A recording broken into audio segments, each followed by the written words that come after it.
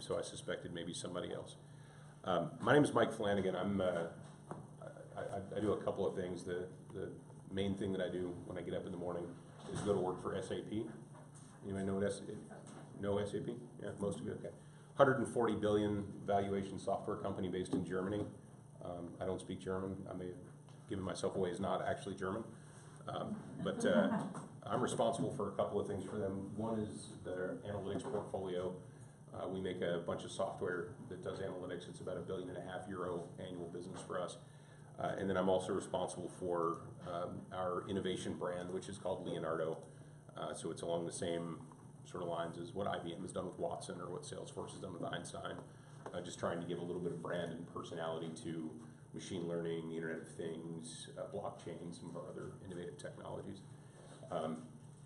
And in that capacity for SAP, one of the things that I'm responsible for is our partnerships. So trying to figure out what our overall go-to-market strategy is. A lot of times that's direct selling, sometimes it's indirect selling through channel, sometimes it's going to market with partners and adding partner capabilities to our portfolio.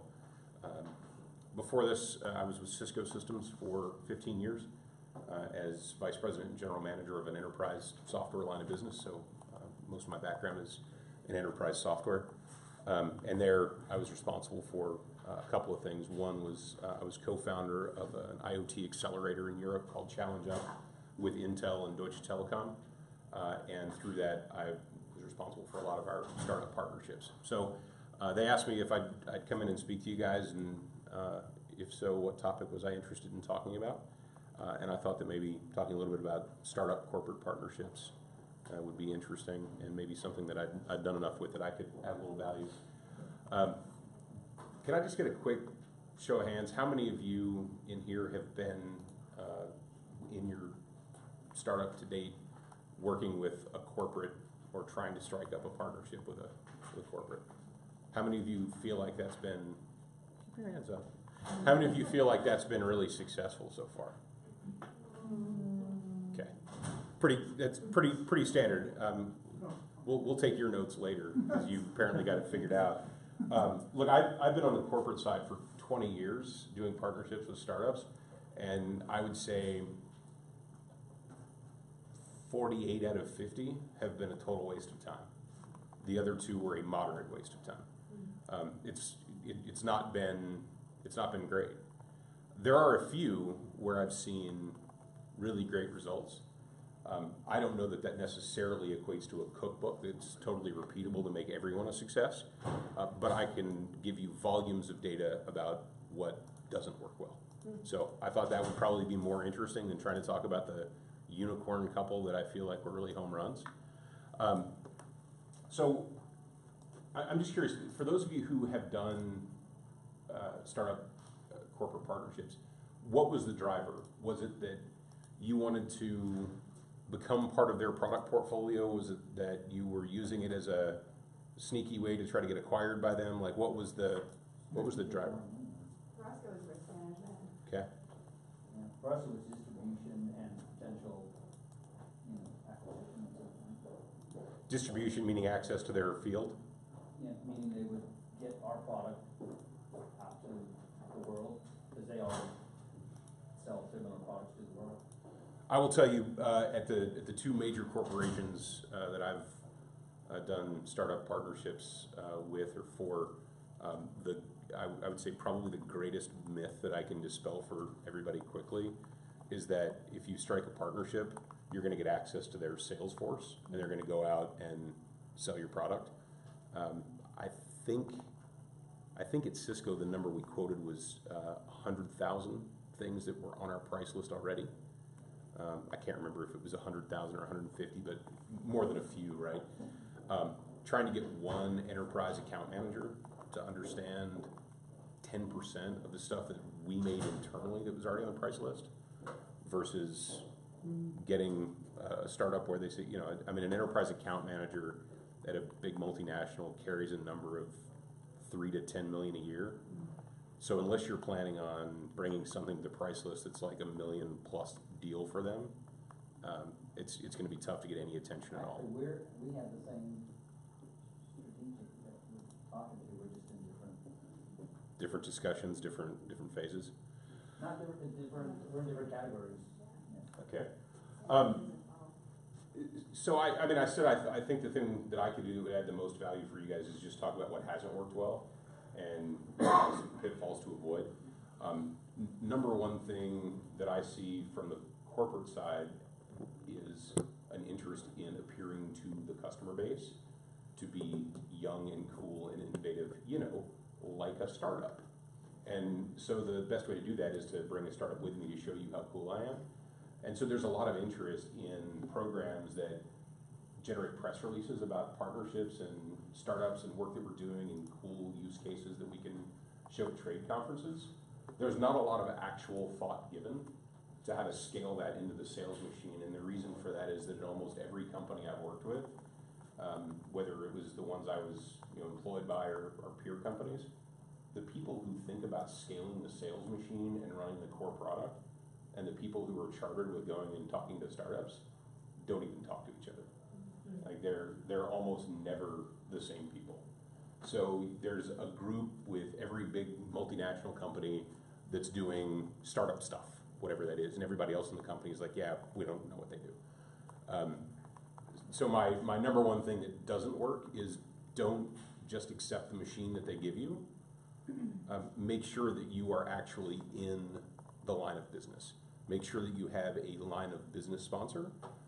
Don't just go be part of their startup program, because those people are typically not very well connected back to the people who actually have budget and actually get stuff done. Where I've seen partnerships work really well, there was a business sponsor who made a product or sold a service or delivered something to a customer who said, I like these guys, they complement my product and I want to work with them. Go put them in your machine and get all the contractual nonsense done, and then let's go. But typically, if you just sort of fall in line to whatever startup program they give you, you're going to end up spending a bunch of your time and never talking to the people who can really make a partnership successful. You kept your hand up when I asked about successful partnerships. Does that resonate with you, or?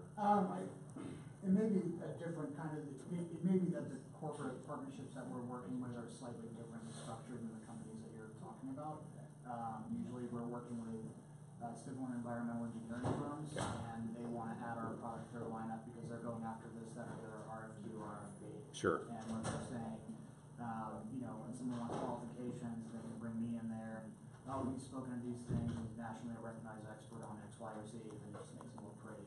And then it's great for us because usually we come in as a sub. The first time it's have a lunch meeting with somebody because they're in town for a conference or something. We have a lunch meeting, they get to talk, and they say, hey, we should sub this guy in. And the next thing you know, they're calling, next time they get something, they just call up and put us on as partners, and we get 30% take. So you touched on something that is one of the things that I've seen as another sort of pitfall, right? It's really important to me as an enterprise salesperson to go win a deal, and for that deal to be as big as it possibly can be.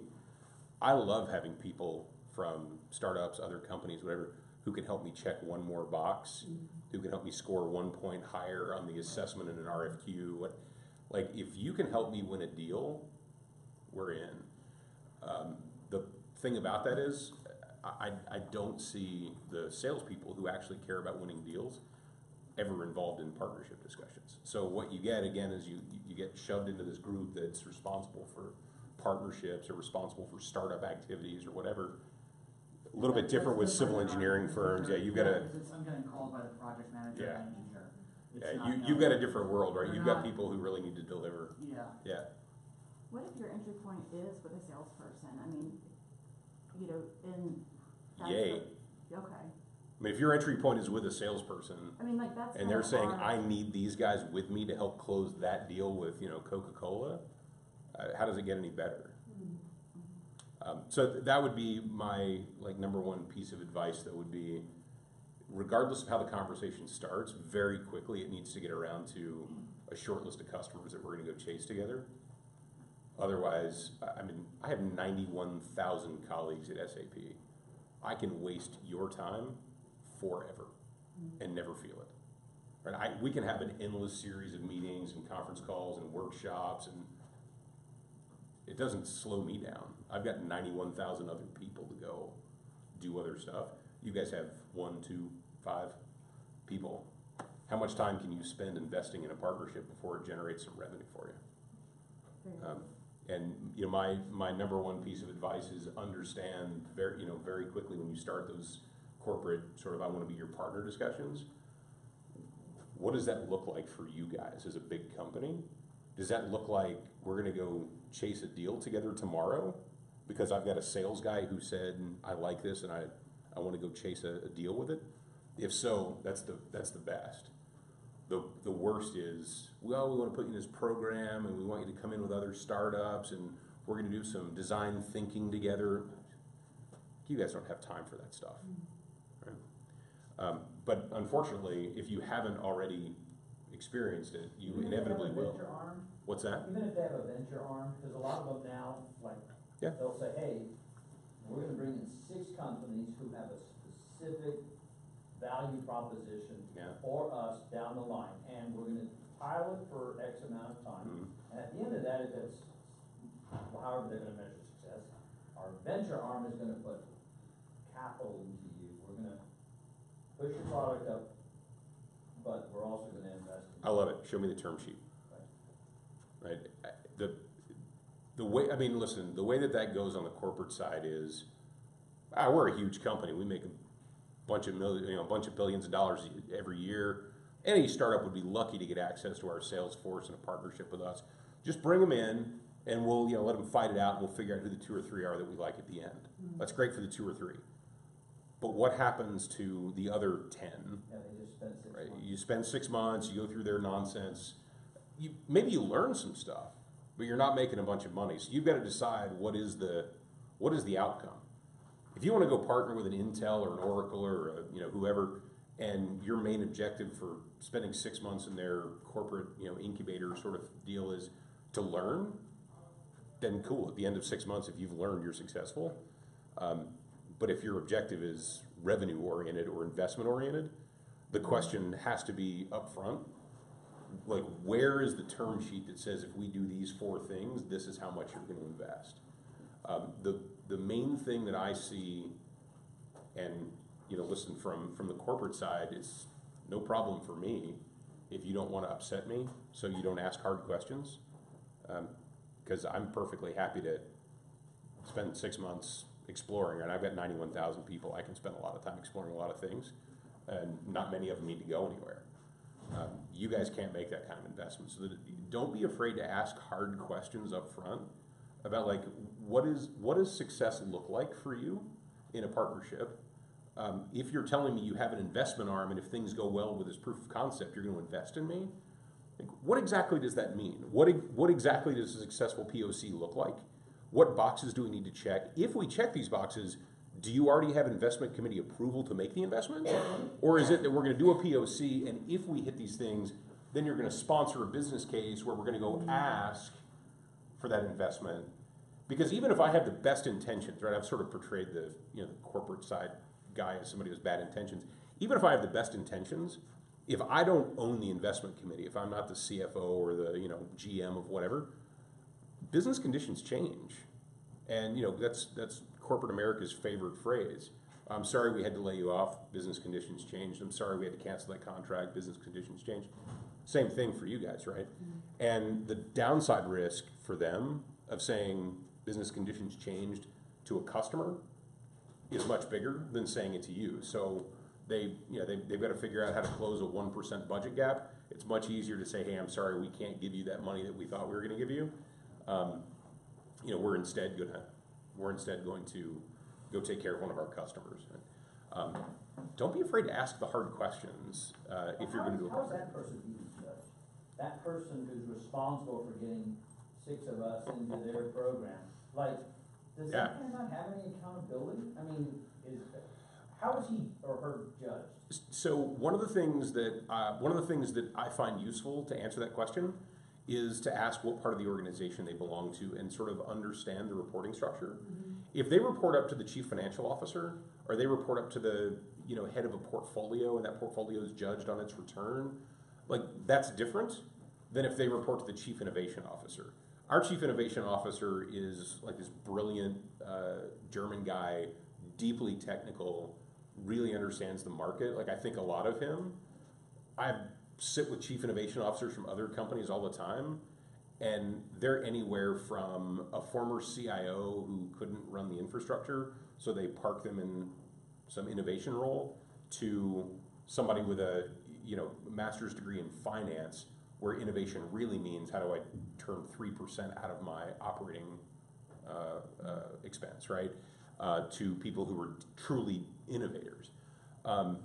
Where do they report? If they report up to the chief innovation officer, and that guy reports to the CEO, there's a 50-50 chance that the chief innovation officer was somebody who couldn't cut another job and got parked over in an innovation role, as there is that person is truly an amazing innovator. But one thing that I will tell you for sure is that chief digital officers, chief innovation officers, Janice from Mentor Method and I were having this conversation about chief diversity officers, cool titles, almost no budget. Like, they don't actually control budget, they are an influencer. So if you've got a group of people who are doing startup-like activity and talking about startup partnerships and investments, and they report up to one of those people, be very careful, because what is going to have to happen in the end is they're going to have to go find a budget owner to come and sponsor. So the way that it the way that sponsorship works at companies is very different. Do you need a line of business sponsor to get that investment? In my previous life, you did. You could not get investment from our fund unless you had a general manager from one of our lines of business who said, I sponsor that investment. So who's sponsoring? What are the terms? If we're successful in the POC, is it guaranteed or is it not guaranteed? Those kind of things are important, because every company works a little differently. And ultimately, you're the founders, you're the CEOs. You can decide how much risk you want to assume, but don't be afraid to ask the questions that let you understand how much risk you're signing up for before you sign up. There was a really cool partnership that was formed between Cisco, Deutsche Telekom, and Intel in Europe, where we all co-founded this IoT accelerator called Challenge Up. And the number one thing that being accepted into that accelerator gave the startups was access to 3 giant corporations. In Europe, Deutsche Telekom is one of the largest telecommunications providers. Cisco, had all the hardware infrastructure stuff, and of course Intel with with their product line. The companies that came into that accelerator, one of the conversations that we had with them was, you're not going to get any funding at the end of this rainbow from the consortia that started this. You're going to be trying to get relationships with one or more of the 3 companies where they will put money into your company, but there's no guarantee. So this is really an opportunity to network and build bridges and make relationships, get introductions. We'll have business sponsors from all 3 companies who will help introduce you to people, but that's it. That's all you can expect. Why were you in it? So asking the question, why were you all in it? Yeah, so I was interested in getting access to startups who had great ideas in IoT. And part of the reason that we were looking to do that is IoT was an area where the industrials, Siemens, ABBs, Bosches, had a better natural connection to a customer than a hardware infrastructure company like Cisco. The strength of those 3 companies coming together meant that we were attracting the best startups in Europe in the space. We had our pick of the litter, right? So we saw great companies come through. If I had done an IoT, corporate venturing sort of thing by myself, I would not have attracted the same quality. I would have loved to have had a Siemens or an ABB or a Bosch with us, but in the end, those 3 brands, being based in the DACH region of Germany, Austria, Switzerland, you couldn't get any stronger than those 3 brands in terms of attracting the talent of the startups. So for me, it was all about essentially deal flow, right? Seeing companies that were doing really cool things, getting to know them for 6 months while they were going through the process, and then deciding whether they were a company we wanted to work with or not. Was it their intention to write a check to someone? Writing a check and having a financial stake in the company Or whatever. was not as important as finding things that were great portfolio fits for us. So either for acquisition or partnership. The investment part, I mean, that's a sort of office of the CFO discussion. Yeah. Like, do we want a piece of this company, and do we feel like there'll be a good return? For us, it was more about how do we go win this exploding IoT market by getting the right companies to come with us into an ecosystem, either via partnerships or via acquisition. So for me, it was a very selfish, like I was chartered with growing the IoT business, and so having the right other companies to augment what we did was important. I think Intel and Deutsche Telekom had a little different, like Deutsche Telekom, they just wanted everybody to use their connectivity. So they brought, like, everybody who came in, if you had a sensor that needed 3G connectivity, you got a sweetheart deal on connecting through Deutsche Telekom during the 6 months that you were part of the accelerator, and switching cost is high enough that why would you ever use somebody else later? So for them, it was a great lock-in for future business. Intel had a different set of priorities, I think. And obviously, I mean, I can't speak for them. This is my perception of what they wanted. What other questions do you guys have? Yeah. For me, with our sort of corporate dealings, my sort of like worst case scenario is that they decide that they don't want to continue working with us, and they find a way to do what we do and going around us. How often? That's a good fear to have, by the way. That's a healthy fear. That's like being afraid of cobras. It's good. I mean, how often does that actually happen, logistically or statistically, whatever? I mean, I haven't done any like proper data science on it, but a lot. In other words, how many times have you ripped off startups like her? Well, listen. So this is the thing. How many people in your company? So there's about 12 of us scattered around the globe. Anybody in here have more than 12? How many? 15. 15. All right. Anybody have more than 15? Going once, going twice. So what are the chances that there's somebody like of the other 14 that are working on something today that you're not aware of? Yeah, high chances. You guys all know what your co-founders and the people who, I mean, you're laser focused on a market, on a product, on a thing, and you have a small team that all fits in this room where you sit down and talk about, are we all using 110% of our energy to chase that thing, right? 91,000 people at SAP. What do you think the chances are that there's somebody doing something I'm not aware of? Like there's thousands of things that I'm not aware of. So I know you were kidding, but your question was, how many times does a big company rip off something? Right. And the answer is never.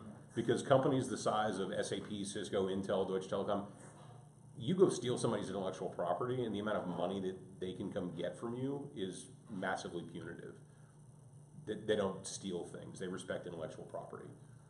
The chances that somebody somewhere in the organization is already working on what you're working on and the person that you're interacting with just doesn't know it, that's pretty high. So it happens a lot that somebody somewhere in the company is working on something and the guy that you're talking to or the lady you're talking to just doesn't know yet. And that is real, and you can go spend a ton of your time. That is doing the same thing in that company, though. You're, Like, we are working with a person who has a competing product with Okay. the corporation. so why are they working with you? I don't know. We just had a communication talk earlier, and I was like, wait, I don't know why they're working with us. Like honestly, I mean, I think they're hoping that it works like synergistically. Yeah. And that's what they're paying us this summer to basically do those tests. But at the end of the day, like they've left it completely open-ended. They're like, we'll buy you now. We can do a joint partnership. We can do a joint venture. We can just throw money at you. Maybe they're hedging the bet against their own profit. Yeah, well, I think so. I think that. Well, might be one. and listen, that's legit, right? Hedging the bet. If I'm the general manager of a large business and somebody's developing one product in my portfolio, I know all the stuff that I think it can do and that they've promised it will do, and then I can see all the stuff that you actually do today, And I may decide that my R&D dollars are better spent shutting that down, buying you, and shoving you into my portfolio. The thing that you should be worried about in that scenario is, well, hold on, did you say they said they'd buy you today? Yeah. Why are you sitting here? Go get a term sheet. Seriously, why are you in this room? Go get a term sheet. Why wouldn't you say, let's do it? Then I make an offer. I mean, so Yeah, that was just one of the things they put on the table, and then they basically just sent us a contract for like contractual research. which was actually like a really awful contract Was it for awful? us. So that's what I'm thinking is maybe they're just gonna make us this really shitty offer and then just, if we don't accept it and ask for something reasonable, they're just gonna walk away. So this conversation for me is a little bit like the one we started earlier about not being afraid to ask hard questions. Right, so Um, just confront it head on. If the contract terms suck that bad for you, why would you accept them? I mean, Right, we're not going to. Yeah, it does- We countered and we were still waiting to hear back from that. you know, and there are certain things. I mean, I for sure working for huge corporations, there are certain things where there's no compromise. When we talk about IP ownership rights, you either accept my language or have a great day. Like, we don't negotiate on intellectual property ownership. If we do it, we own it. That's it. Coming from that, we're a university startup, so UT Board of Regents owns the patent. Yeah. We have a license. You have a license. We can sub-license it. Is that something that You- looks like you are not willing to deal with? So one of the things that I care a lot about if you're an acquisition target is how much patentable intellectual property do you have? Because if I own it and I can't protect it, it'll only be a minute before that press release that I put out about acquiring you catches the eye of 3 of my competitors. And if they know there's nothing protectable there, If it's a strong patent, we've already got it. if it's a strong patent and that intellectual property is something that you own exclusive rights, that you have been given exclusive license to, That's okay? I'm not worried about that. Okay. Yeah.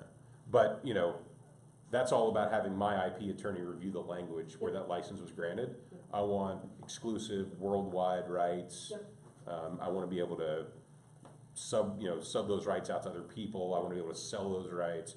If I can't do any of that stuff, that's a problem. If I can do all of it, I don't need to own it. I have something that's protectable and monetizable. I'm good. Got it. Is UT friendly with allowing sub-licenses for their licensees? Yeah, ours allows us to do it, but Campbell's, they're jerks about it. What's that? We are sub-licensing from Texas A&M, Okay. and we're still like negotiating that, we're like the offer for exclusive license, and they're reluctant to do that. They're like, well, if you're gonna sub-license it, we'd rather just do it directly. It's like, that's great, but that's not how the world works, and you have to support startups or else you get a bad reputation. so we had to pay for ours, so we've gotta pay fees every year, we've gotta do milestone fees and all that kind of stuff. So for us to be able to get it, we have to pay. Yeah, what's your thoughts on when there's royalty components tied to a license agreement like that and how it affects you as the large corporation? There are costs to me for anything that I do, right? If I develop it in-house, I've got ongoing R&D.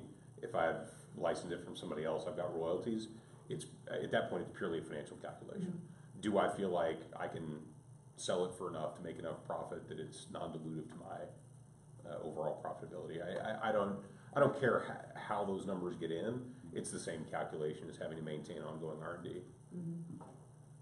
The only thing that gets tricky is the stuff that I was just talking about. Like with my R&D, I know exactly what my rights are. I can do whatever I want with it. I can shut it down, I can sell it to somebody else. So one of the things that I know about my own R&D is if I don't feel like that product's working in the market, I can shut it down and stop paying for it. Question would be if I were to look at buying your company tomorrow or doing some sort of sub-license is, what if I decide to shut it down? What if I don't want to do it anymore? How many years am I on the hook for royalty? What are the triggers for that royalty? If I sell something to a customer and they're still using it, but I'm no longer getting a revenue stream from it, do I still have to keep paying royalties to UT or whoever on it? Like, then I start getting worried because now I've sold something, my revenue stream's done, but my outflow is not done, and there's no way to shut it off. So I lose flexibility in how to run my business and make my investment choices. So at that point, it's termination options. Yeah, I mean, it's just overall condition, whether it's termination or it's just what is it that allows me to switch off having to pay you royalties? If I stop selling it actively, do I stop paying? if any customer anywhere in the world is still using it in production, do I have to pay you the whole license fee? Or is there some sort of metered, you know, for every customer, for every widget, I owe you $1? Right? Then those terms start mattering a lot. Do you guys like, academic sponsored IP? Because a lot of folks, so we've been approached and had discussions with universities and what have you about our technology, and, you know, they can be unfriendly, they can be somewhat greedy, some more than others.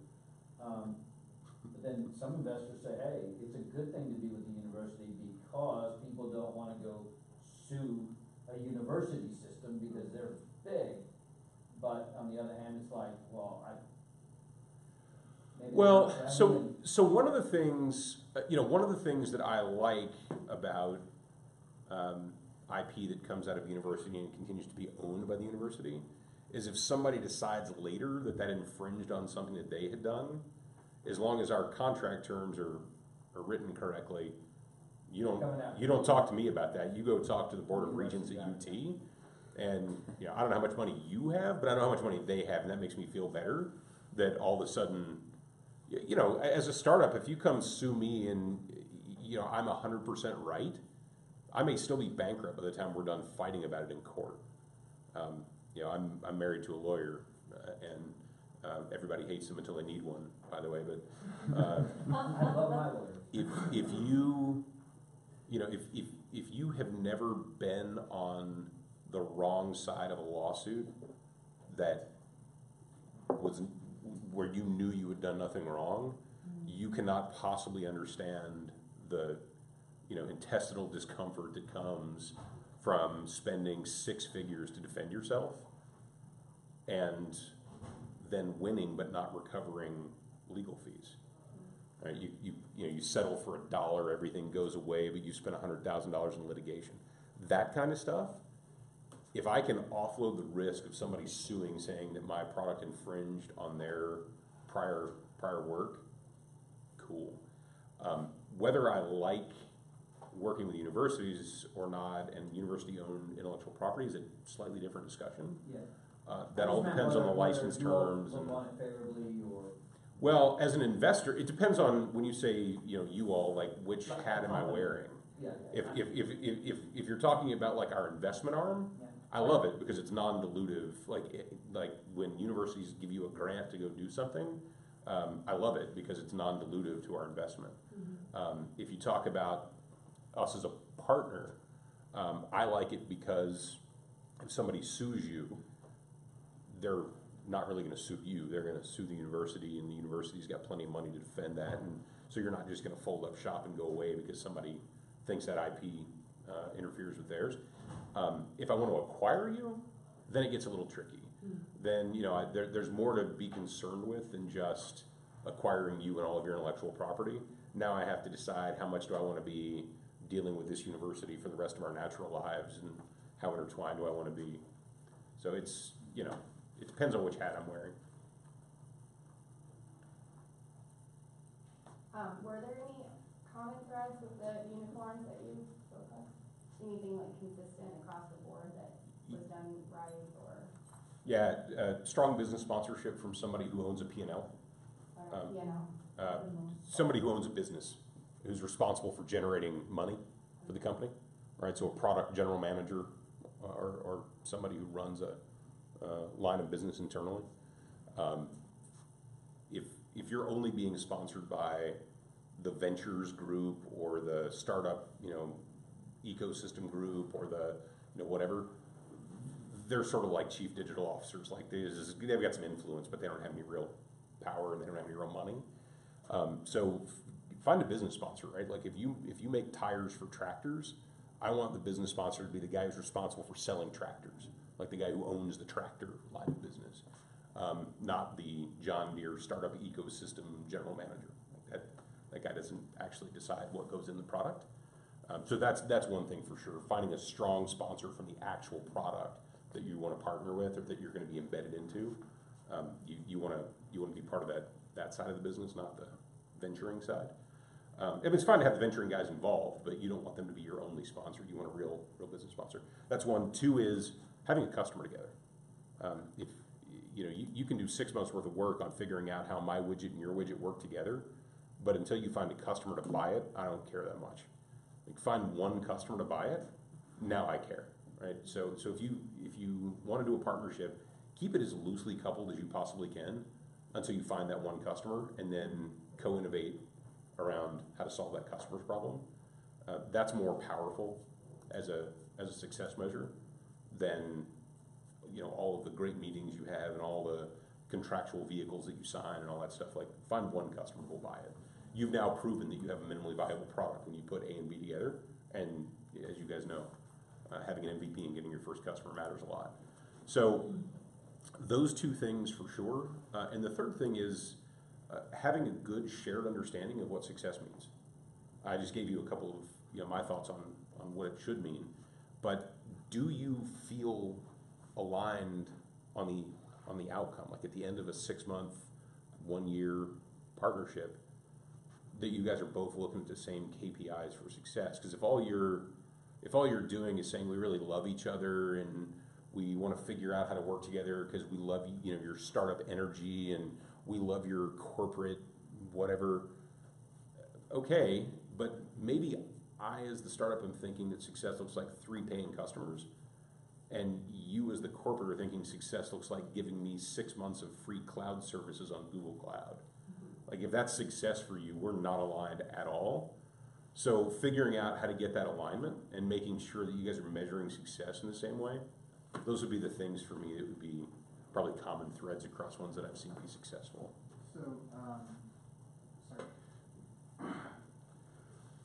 excuse me, sorry. First, I was thinking about this earlier. We had a corporate partner that wanted to invest in us, or buy a chunk of the company. And then when they gave us the terms, like you were saying, it wasn't great. Yeah. So I just they were a small company. They don't usually invest in startups. We're not used to the price tag that I was like, you kind of lost to zero. I don't know where it went. So anyway, but now we're still in a really good place with them. So I just say, if it doesn't work out, just find other ways to work together. It's fine. Always keep your friends. But the actual question I have is, so like a lot of the people that we sell to, enterprise people, things like that, from a corporate, we kind of have to partner with. I may be wrong, but maybe these assumptions are correct. But it seems to me that we have to partner with larger corporations, because the people that we're going to, the people that they're selling to for these RFPs, RFQs, we don't have the bandwidth to cover everything that they need, and we don't have the track record or the sustainability. Their customers are large clients that are going to go with a trusted name, and I don't. So I guess the question is, at what point do the terms become, obviously we can't do it alone, but at what point are the terms just so predatory that it's not worthwhile? You guys have to decide that for yourself. I mean, what's that old 80s movie where the guy says there's one thing? He says, what is it? And he goes, that's what you have to figure out. Like, I don't have that answer, except it's going to be different for each of you, right? You have to, like any other investment decision, a partnership is an investment.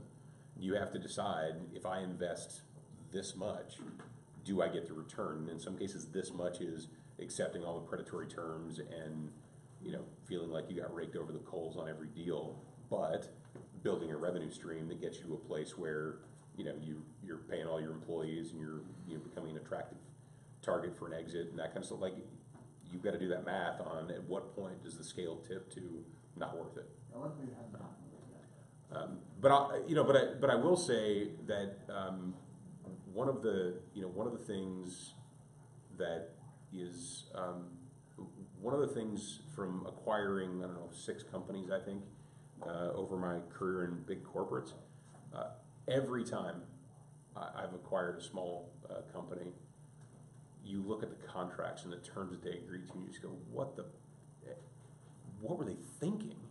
Like, I acquired 2 companies, and every one of their contracts had one-way unlimited liability, right? If I do something to you that causes you to incur a cost, my liability as a startup is unlimited. On the other hand, if you do something to me, there's a cap on the liability. Like, why would you ever agree to that term? I mean, that's the kind of thing that can destroy your entire company overnight. Like that's a game over sort of problem.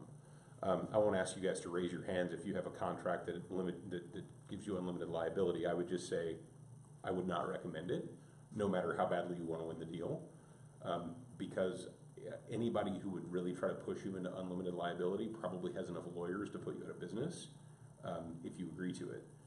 So, like, there are certain things that should be bright lines for you.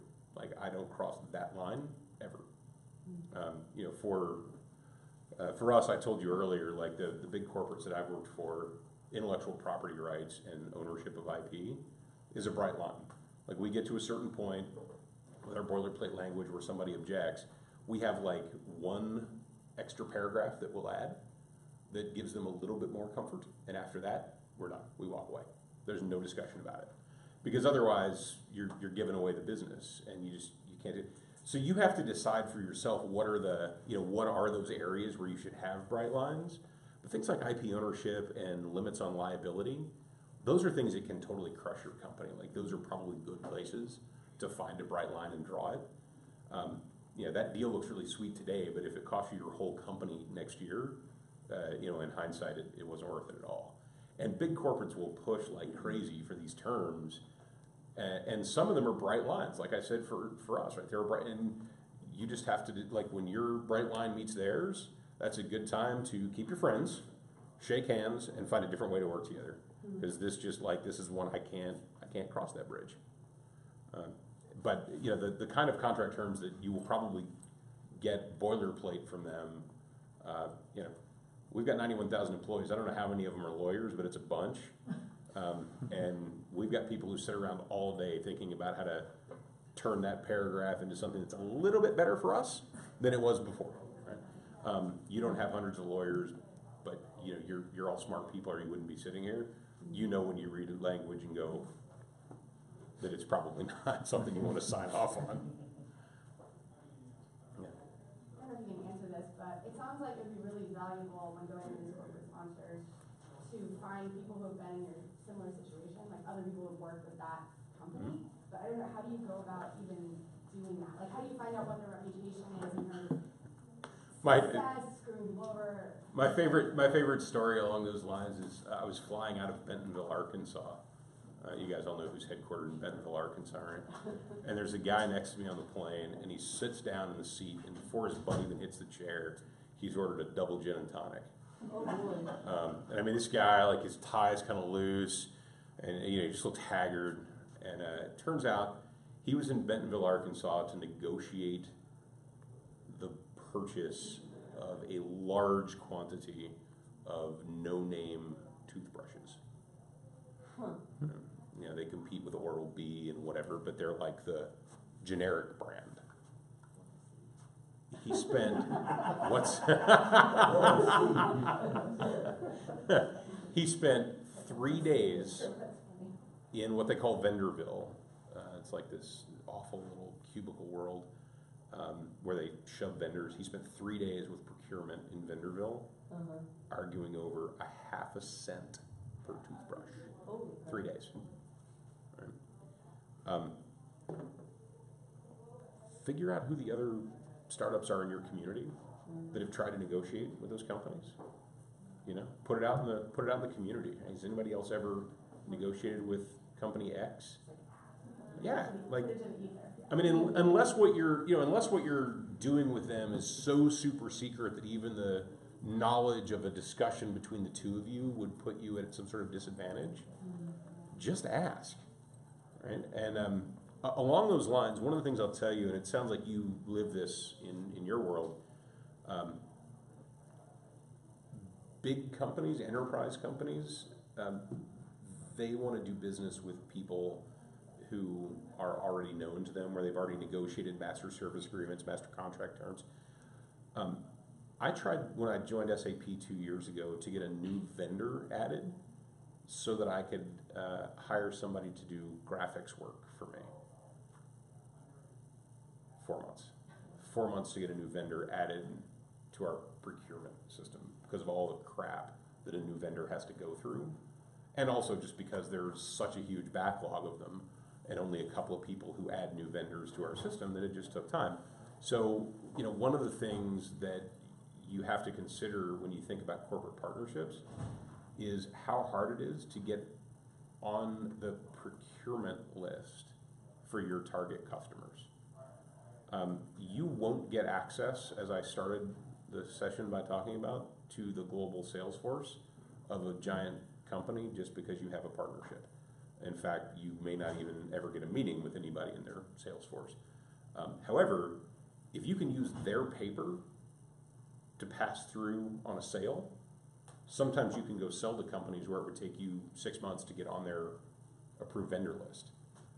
There's certainly value in that. So sometimes when you think about corporate partnerships, it may be for nothing other than, hey, do you have like a marketplace where we can sell through your, you know, sell through your paper? In our case, at most big multinational companies, we have a procurement agreement with everybody.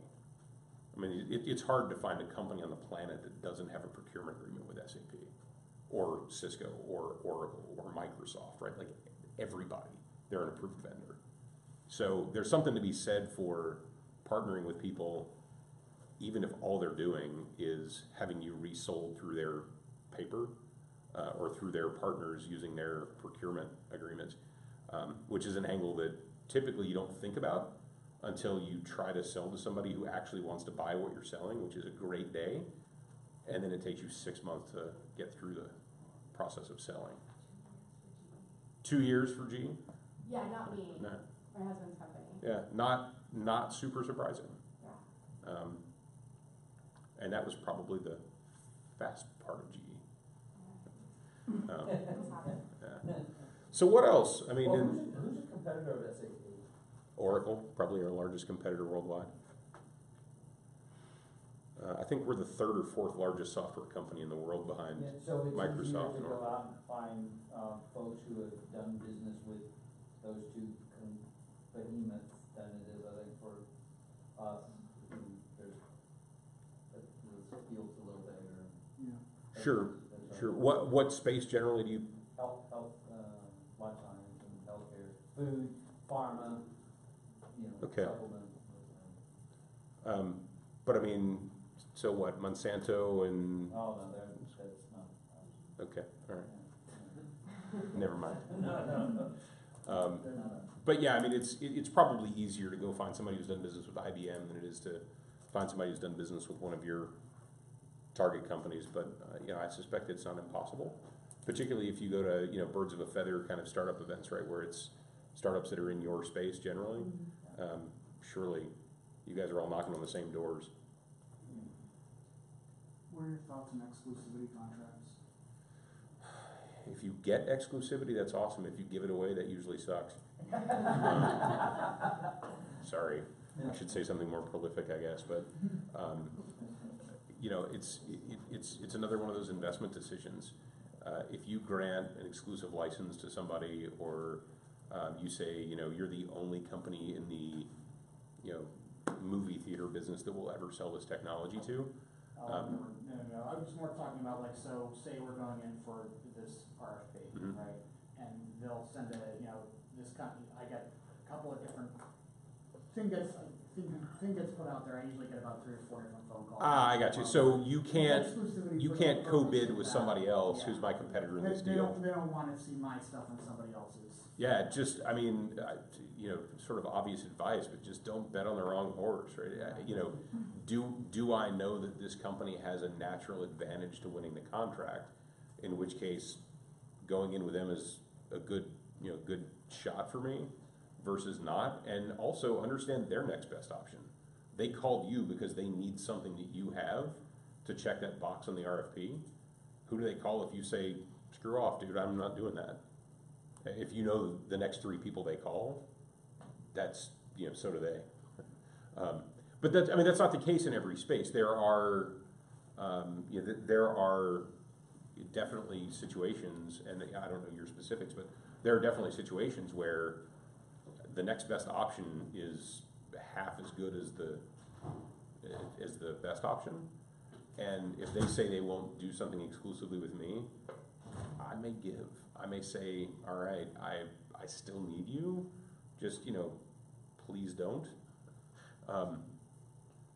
But that gets tricky, and then how far does it go? Is it, what if that RFP gets canceled and they issue a new RFP next month? Are you still not allowed to bid it with anybody else? What if the company that wins it then comes back and says, never mind, I can't deliver? Can you then go with somebody else? You know what I mean? Like, it's those nuanced terms that then start mattering, and trying to envision all the ways a situation can play out is so tough. When you're looking at some of these partnerships, in most industries you're gonna have a couple of options, like for example, you mentioned SAP, Oracle, whatever. As you're evaluating those, what are some of those factors that you might want to look at, other than maybe looking at past deals that they've made with those startups? I mean, is there other sort of aspects of that you might consider, or? So tell me a little more about what you're trying to get to.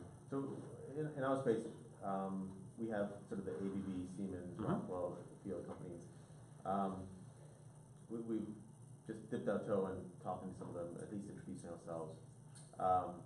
Just trying to figure out, is there, from a strategy perspective, is there something that we should consider as we evaluate? Yeah, obviously we don't have open door to any of them, but we're going to be investing time in, we got to choose where we're going to invest our time. I guess, is there? Yeah, so like I'll give you a real world example that's in your space. I was talking to one of the companies whose name you just rattled off a second ago this week, and it was pretty clear from the comments that they have sort of fallen out of love with large partnerships between two big companies, because they invest a lot and there's a lot of energy that goes in, not a whole lot of incremental revenue over the past couple of years from the investments that they've made. So they're sort of falling out of love with having big strategic partnerships between two behemoths in favor of like startup partnerships where people are willing to, maybe give them a bit more favorable terms, not move so slowly, be a bit more innovative. Good question to ask of a company that you're thinking about trying to partner with. Like, how do you guys feel like your track record is of partnering with startups versus partnering with other big multinationals? Where do you feel you get the best, historically, where have you gotten the best return for your investment? And if they say like, oh, every time we partnered with startups, it's been a disaster.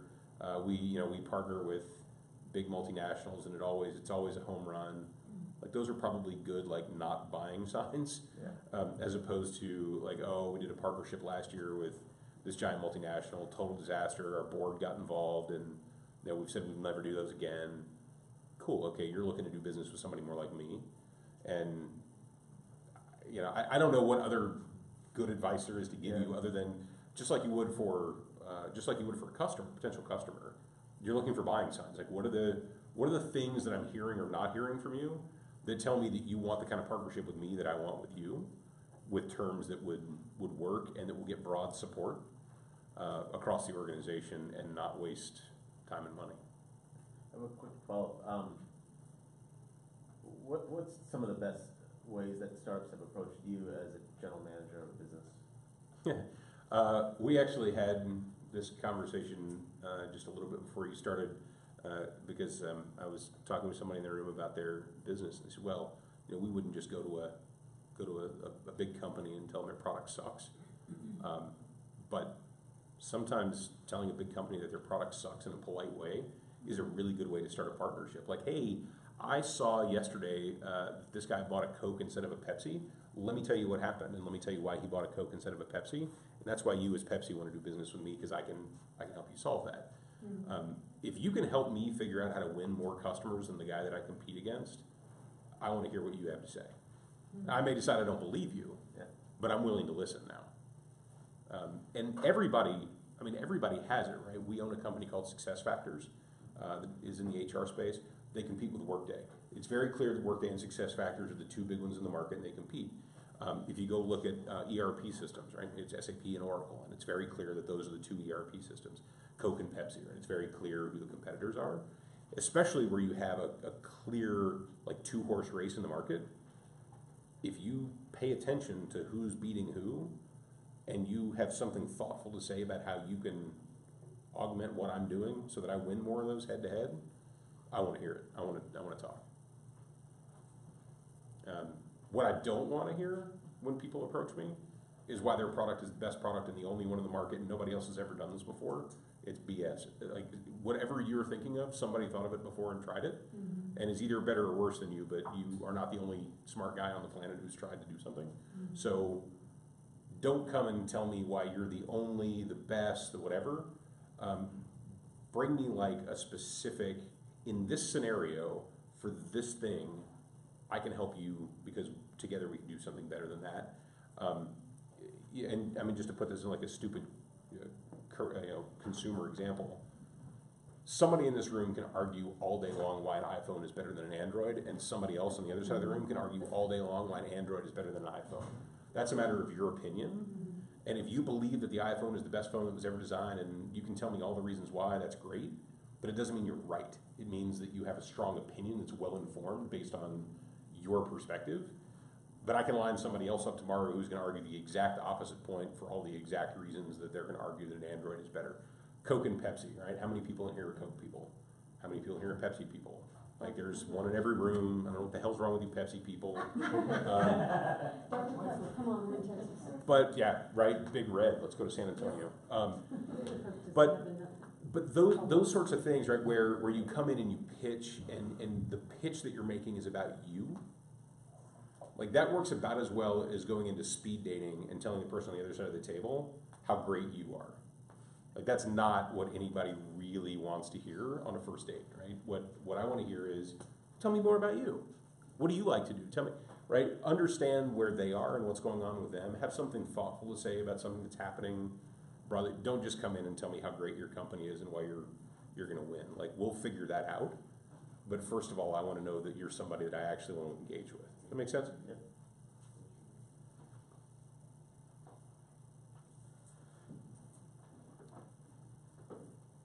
What else? So, something that I've experienced when I go to the big companies is I get this lots of nodding and everybody thinks, it seems like it's a really good meeting. It's a great idea. It's a great idea.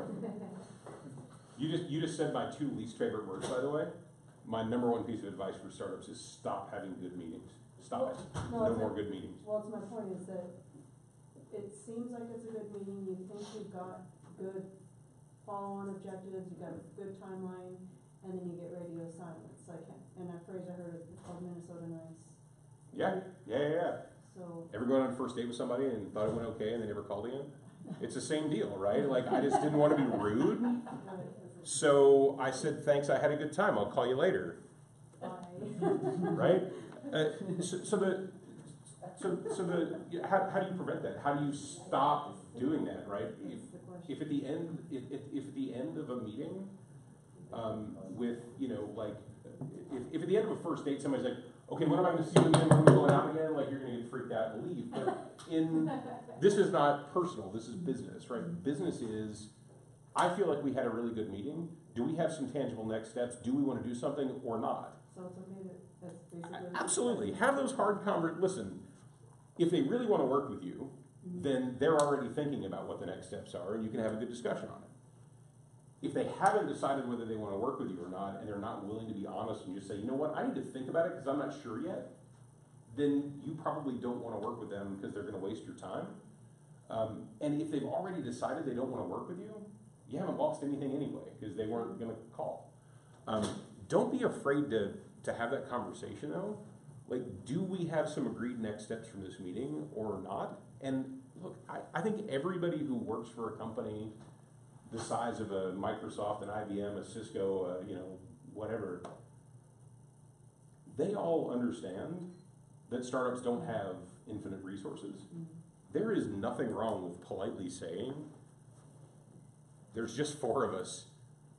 We don't have a lot of spare time. We're really excited about doing something with you, but only if you're really excited about doing something with us. We don't want to waste your time, and we can't afford to waste ours. I think that's perfectly fine, and there's nothing about that for me says that you're not respectful of my corporate decision-making process and all that, but like, if we had this meeting and you already know you don't want to do anything, just tell me. I'll take you out of my CRM and we'll never talk again.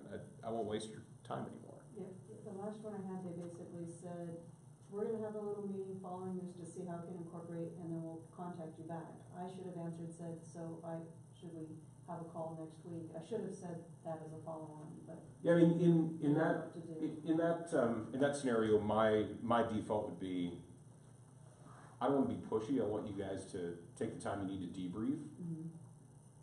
Can we go ahead and put something on the books for you and I to get back together where you can tell me how it went? Mhm. And if it didn't go well, you can cancel that meeting. You don't need to be nice to me. Mhm. But if it did go well, then we have something on the books to talk about next steps and how we're going to move forward together. Like if the person you're talking to says, I'm not willing to put something on the books to give you the readout from our debrief internally, you already know what the answer is. Got it. Thank you. It's the same as a customer, right? I mean, it's no different than when you go talk to a customer. If they say, yeah, we're going to think about that and get back to you eventually, that is not a strong buying sign. You know that you should probably move on.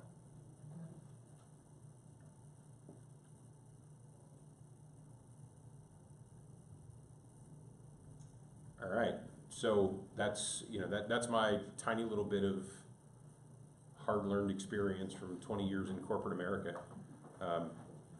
What I didn't mention at the start of this adventure is that I've also been a startup founder and CEO. I've been on the board of a couple, strategic advisor to the board for a few others.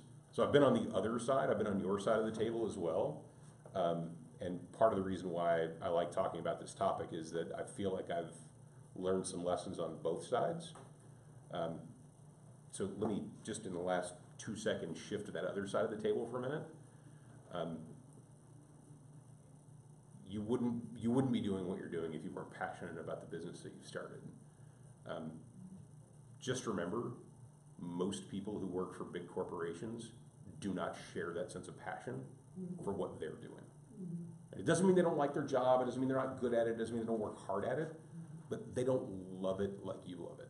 They don't live it every day through morning, evening, and night, right? They punch in the morning, they punch out at night, maybe a couple of emails on their phone, but they go to a different life. You guys are founders 24/7. Try to make sure that when you have those meetings that you check your passion for what you do a little bit, because what they're doing is not a labor of love. What they're doing is a labor of KPIs. They have a set of things that they're measured on. Understand how they're being measured, and you will understand how to build a successful partnership with them. It's a simple matter of you're trying to help them achieve their top line growth objective, how to improve their profitability measure, how to be able to check the box that they work with 10 startups every year, whatever those performance indicators are that they're measured on. If you can understand what those are, and that is how they're driven, right? Their bonus plan is driven off of big corporate, MBO structure. Like that's the stuff that you can use to find the right way to navigate a conversation with them. They're not interested in doing it because they just love the company that they work for and the fabric of their being like you do. All right. Well, I hope this was mildly useful, and I appreciated all the great questions. Thanks. Awesome.